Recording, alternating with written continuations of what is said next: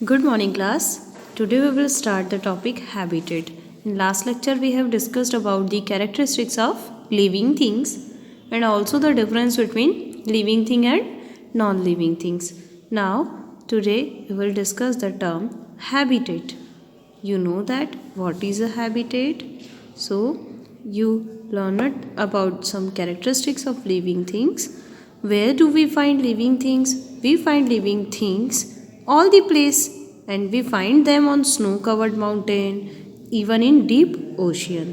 आपने देखा होगा लैंड में फॉरेस्ट एरिया है, नॉर्मली प्लेन सरफेस है, या एक्वेटिक यानी कि बोल सकते हैं सी एंड ओशियन की गहराई में जाए, या फिर हम बहुत ही स्नो कवर्ड माउंटेन जो होते हैं, है ना, जहाँ पर बहुत ज़्यादा बर्फ़ जमी होती है, ऐसे एरियाज़ की भी बात करें तो हर जगह हमें लिविंग थिंग देखने को मिलती है। यानी कि एक ऐसा प्लेस जहाँ पर कोई भी लिविंग थिंग रहती है, सर्वाइव करती है, वो उसका हैबिटेट कहलाता है। Habitat provide. अब हैबिटेट क्यों कहा है उस लिविंग थिंग का? क्योंकि वहाँ पर वो लिविंग थिंग अपने हैबिटेट या अपने सराउंडिंग से food, water, air, light, shelter, है ना, और एक रिप्रोडक्शन के लिए सेफ प्लेस फाइंड कर लेती है या प्रेजेंट होती है। तो जितने भी प्लांट्स या एनिमल्स है जो अपनी सराउंडिंग में ये सारी चीज़ें उन्हें मिल जाती है और बहुत अच्छे से अपना लाइफ सर्वाइव कर लेते हैं, तो यही आसपास उसकी सराउंडिंग उनका हैबिटेट कहलाती है। यानी कि कई टाइप के जो प्लांट्स होते हैं, एनिमल्स होते हैं, वो सेम टाइप के हैबिटेट में रहते हैं। ऐसा ज़रूरी नहीं कि एक लिविंग थिंग या एक स्पीसीज़ का जो हैबिटेट होगा वो दूसरी उसमें सर्वाइव नहीं कर सकती। फॉर एग्जांपल डॉग, कैट्स, ठीक है, माउस है, या कई सारे एनिमल्स ऐसे हैं जो हमारे ह्यूमन बीइंग के हैबिटेट में रह सकते हैं। यानी हम जिस सराउंडिंग में रहते हैं, हमारे आसपास जो भी फूड, शेल्टर वगैरह है, और हमारा जो हैबिटेट है वो सेम किसी दूसरे एनिमल का भी हो सकता है, वो दूसरे प्लांट का भी हो सकता है। ठीक है, जैसे कि कैक्टस प्लांट है, वो डेजर्ट में सर्वाइव कर लेता है, ठीक, तो उसी के साथ साथ दूसरे एनिमल भी, जैसे कि कैमल की बात करते हैं, कैमल भी डेजर्ट में सर्वाइव कर लेगा। तो कई प्लांट्स और हैबिटेट का एनिमल्स का हैबिटेट सेम भी हो सकता है। यहाँ पर कुछ टेबल गिवन है जहाँ पर बताया गया है कि ऑर्गेनिज्म और उसका हैबिटेट कौन सा है। जैसे कि लोटस कहाँ मिलता है? कमल का फूल पौंड या तालाब में। तो आपको इसी तरह सबका हैबिटेट नोट डाउन करना है। देन नेक्स्ट टर्म पे आता है एनवायरनमेंट क्या होता है। तो जो लिविंग ऑर्गेनिज्म होते हैं वो कभी भी आइसोलेशन में नहीं रह सकते। यानी एक अकेले ह्यूमन बीइंग को छोड़ दिया, बाकी सारे स्पीसीज़ और दूसरे लोग दूर चले गए तो क्या होगा। तो इस तरीके से कोई भी लिविंग ऑर्गेनिज्म है, कभी ऐसा पॉसिबल नहीं है कि वो अकेला आइसोलेट होकर रह सके। आइसोलेट मतलब अलग थलग। They can obtain their food and other necessary things from their surrounding. अगर वो अकेला रहेगा तो वो अपने लिए नेसेसरी फूड, सराउंडिंग, शेल्टर या कोई शेयरिंग अपने ही जैसे सिमिलर पर्सन से नहीं कर पाएगा। तो जितनी भी लिविंग थिंग और नॉन लिविंग थिंग उसकी सराउंडिंग में प्रेजेंट रहती है, जो उसे लाइफ सर्वाइव करने में हेल्प करती है, वो सभी उसका एनवायरनमेंट कहलाती है। So everything in their surrounding and which affect the life of them is called environment. Now component of environment. environment component की बात करते हैं तो आपने देखा होगा कि जो भी किसी लिविंग थिंग की लाइफ को अफेक्ट करे वो सारी थिंग्स मिलकर क्या कहलाती है? उस लिविंग थिंग की सराउंडिंग। यानी कि जैसे प्लांट्स और एनिमल्स हैं वो अपने हैबिटेट में रहते हैं, तो कई सारे फैक्टर उनको अफेक्ट करते हैं। लिविंग थिंग में हम plants, animal, human being, micro organism की बात करते हैं उनके हैबिटेट में, और उन्हीं के हैबिटेट में अपने बायोटिक कंपोनेंट जिन्हें आप कहते हैं, यानी कि ये सभी जो लिविंग थिंग है वो बायोटिक कंपोनेंट कहलाती है। उन्हीं के हैबिटेट में आपने नॉन लिविंग थिंग भी देखी होगी। नॉन लिविंग थिंग्स यानी कि soil, water, sunlight, temperature, wind, ये सभी उन्हीं के आसपास रहती है, जिन्हें हम एबायोटिक कंपोनेंट कहते हैं। यानी कि एनवायरनमेंट के मेनली कितने कंपोनेंट होते हैं? 2 components, biotic component and abiotic component. Biotic component का मतलब होता है सारी लिविंग थिंग, और एबायोटिक कंपोनेंट का मतलब होता है सारी नॉन लिविंग थिंग। दोनों मिलकर एनवायरनमेंट बनाती हैं, ठीक है। और ये कैसी होती है, ये नेचुरल एनवायरनमेंट होती है किसी भी ऑर्गेनिज्म का। हमने पार्ट वाइज अगर देखें एनवायरनमेंट को तो हम इस तरीके से डिवाइड करेंगे। सबसे पहले बायोटिक कंपोनेंट के बारे में पढ़ेंगे, यानी एनवायरनमेंट के बायोटिक कंपोनेंट को फर्दर हमने 4 टाइप में डिवाइड किया है, प्रोड्यूसर, कंज्यूमर, स्कैवेंजर्स और decomposer. I repeat again, environment component 2 type में डिवाइड है, biotic component and abiotic component. उसमें से भी हम बायोटिक कंपोनेंट की स्टडी करेंगे तो बायोटिक कंपोनेंट को फर्दर 4 टाइप्स में डिवाइड किया गया है। बायोटिक मतलब जितनी भी लिविंग थिंग अर्थ पर पॉसिबल है और प्रेजेंट है वो सभी उसका बायोटिक, पूरे एनवायरनमेंट का बायोटिक कंपोनेंट कहलाती है। तो वो लिविंग थिंग के भी 4 कैटेगरी डिवाइड है, प्रोड्यूसर, कंज्यूमर, स्कैवेंजर्स और डिकम्पोजर। प्रोड्यूसर का मतलब होता है ऐसे ऑर्गेनिज्म जो अपना फूड खुद बनाते हो, जो कि आप पढ़ते आ रहे हैं ग्रीन प्लांट। ग्रीन प्लांट अपना फूड खुद बनाते हैं in the presence of carbon dioxide, water, sunlight and chlorophyll, और इस प्रोसेस को आप कहेंगे फोटोसिंथेसिस प्रोसेस, जो कि आपने क्लास 5th में भी पढ़ी है, जिसमें प्लांट की जो लीव्स होती है ये फोटोसिंथेसिस प्रोसेस करती है, सनलाइट लेती है। ऑलरेडी लीव्स के अंदर क्लोरोफिल, ये ग्रीन कलर जो है वो क्लोरोफिल का होता है। एयर जो लेती है मतलब कार्बन डाइऑक्साइड गेन करती है, और वाटर जो उसकी रूट से स्टेम के थ्रू होता हुआ लीव्स में आ जाता है। तो कार्बन डाइऑक्साइड प्लस वाटर मिलकर किसकी प्रेजेंस में, सनलाइट और क्लोरोफिल की प्रेजेंट में ग्लूकोज और ऑक्सीजन बनाते हैं। ऑक्सीजन जो फिर से छोड़ दी जाती है एनवायरनमेंट में, जो हमारे जैसे लिविंग थिंग के काम में आती है। हम ब्रीदिंग करते हैं तो ऑक्सीजन की रिक्वायर होती है, और ग्लूकोज जो कि प्लांट खुद गेन करके एक तरह से एनर्जी गेन कर लेता है और उससे ग्रो करता है। कंज्यूमर की बात करते हैं, सेकंड कैटेगरी। प्रोड्यूसर का मतलब होता है जो प्रोड्यूस कर सके, जो अपना खाना खुद बना सकते हैं और इवन दूसरों के लिए भी बना सकते हैं, क्योंकि प्लांट्स को हम भी तो खाते हैं ना, जो दूसरे एनिमल भी फूड के लिए डिपेंड है प्लांट पर, हम लोग भी हैं। यानी कि यहाँ पर फूड खुद के लिए और दूसरों के लिए बनाने का काम कौन करता है, प्लांट। दूसरा है कंज्यूमर। कंज्यूमर वो कैटेगरी होती है जो प्रोड्यूसर से बना हुए फूड को गेन करे, यानी कि हम लोग जैसे प्लांट को खाते हैं ना, तो प्लांट प्रोड्यूसर हुए, और हम जो उन पर डिपेंड है तो हम क्या हुए, कंज्यूमर, मतलब जो कंज्यूम करते हैं। तो ऐसे ऑर्गेनिज्म जो अपना खाना खुद नहीं बना सकते और वो डायरेक्टली या फिर इनडायरेक्टली दोनों ही तरीके से ग्रीन प्लांट पर डिपेंड होते हैं, उन्हें हम क्या कहते हैं, कंज्यूमर कहते हैं, जो अपना खाना खुद नहीं बना सकते और जो दूसरे प्लांट या ग्रीन प्लांट पर डिपेंड होते हैं उसे हम कहेंगे कंज्यूमर। नाउ कंज्यूमर को फर्दर डिवाइड किया है, प्राइमरी कंज्यूमर और हर्बीवोरस। ठीक है, यानी कि अब कंज्यूमर में भी कैटेगरी होती है, ऐसे लिविंग थिंग जो केवल हर्बीवोरस है। हर्बीवोरस का मतलब है केवल ग्रीन प्लांट ही खाती है, जैसे रैबिट सिर्फ घास खाता है। ठीक है, डियर, हिरण भी सिर्फ घास खाता है। तो जो केवल और केवल प्लांट को ही एज अ फूड गेन करते हैं वो प्राइमरी कंज्यूमर कहलाते हैं।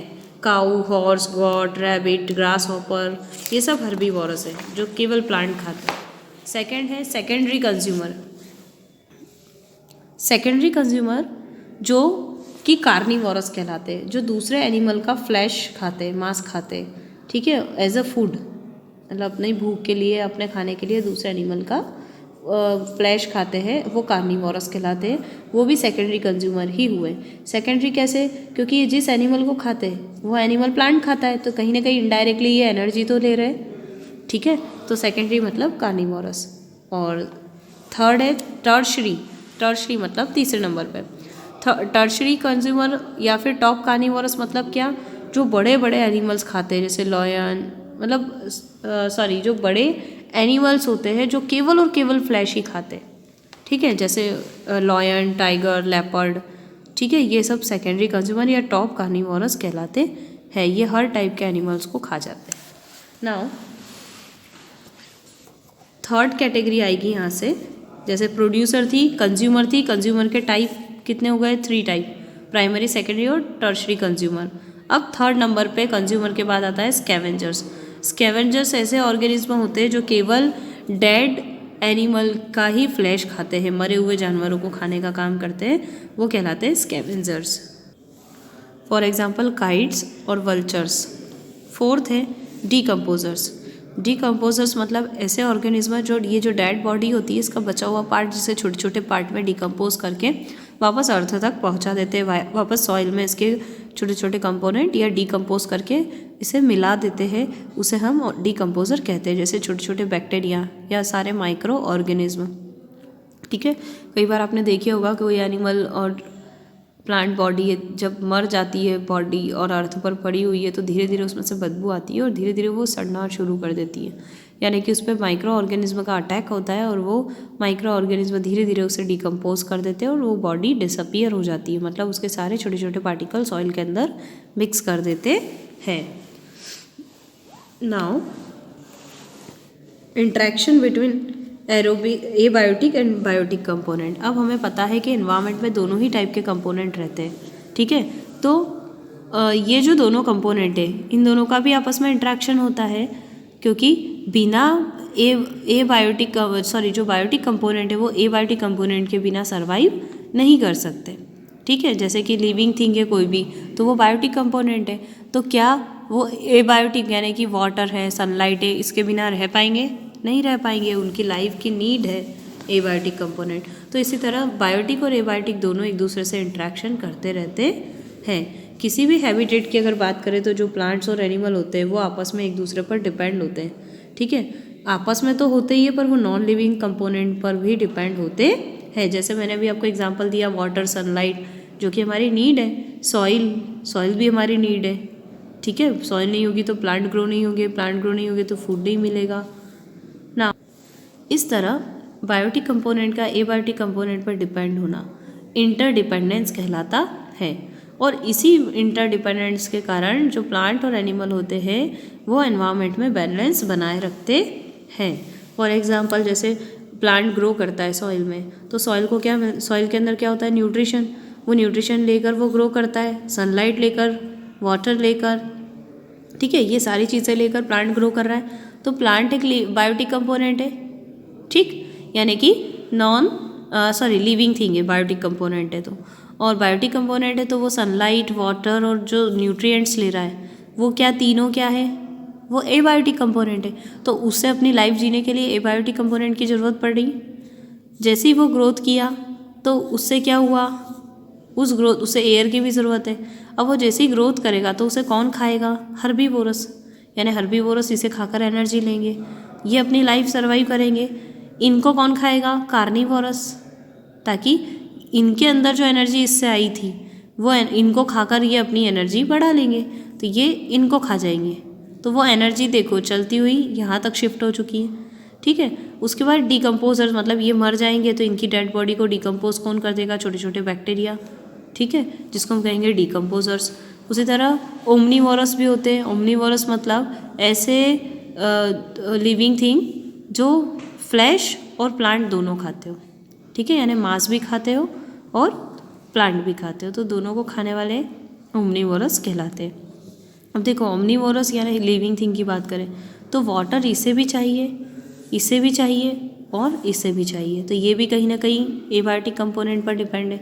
और जब ये मर जाएंगे ये सभी, तो ये डिकम्पोज होकर कहाँ जाएंगे? इनकी बॉडी के जो जिनसे बनी थी वो सारे न्यूट्रिशन वापस कहाँ जाएगी? सॉइल के अंदर। और एक कंपोनेंट तो एयर में जाएगा और दूसरा सॉइल में जाएगा। अगेन जैसे ये सॉइल में गया तो सॉइल से फिर से कौन लेगा? प्लांट। तो कहीं ना कहीं ये सब एबायोटिक कंपोनेंट से एनर्जी लेते हैं और उन्हीं को रिटर्न भी कर देते हैं, क्योंकि सॉइल में जो इन्हीं की बॉडी के जो पार्ट्स जाएंगे, पार्टिकल्स जाएंगे, वही न्यूट्रिशन बन के अगले प्लांट को ग्रोथ करने में हेल्प करेंगे। तो ये साइकिल चलती रहती है, जिसे हम एक इंट्रैक्शन कह सकते हैं बायोटिक और एबायोटिक कंपोनेंट के बीच का। नेक्स्ट टॉपिक है एडाप्टेशन क्या होता है। तो देखो ऐसे फेवरेबल फीचर्स जो प्लांट और एनिमल में प्रेजेंट होते हैं जो उन्हें सरवाइव करने के लिए हेल्प करते हैं वो कहलाते हैं उनका एडाप्टेशन। यानी किसी भी लिविंग थिंग को सरवाइव करने के लिए अपने आसपास जो फेवरेबल फीचर्स मिलते हैं अपने हैबिटेट में, उसे वो उनका एडाप्टेशन कहते हैं। यानी कि फेवरेबल फीचर्स का मतलब होता है फॉर एग्जांपल कैक्टस कैसा प्लांट है जो कि डेजर्ट में सरवाइव कर सकता है, तो कैक्टस के अंदर जितनी कैरेक्टरिस्टिक्स होगी उस डेजर्ट में सरवाइव करने की वो सारे फीचर्स क्या कहलाएंगे, उसका एडाप्टेशन।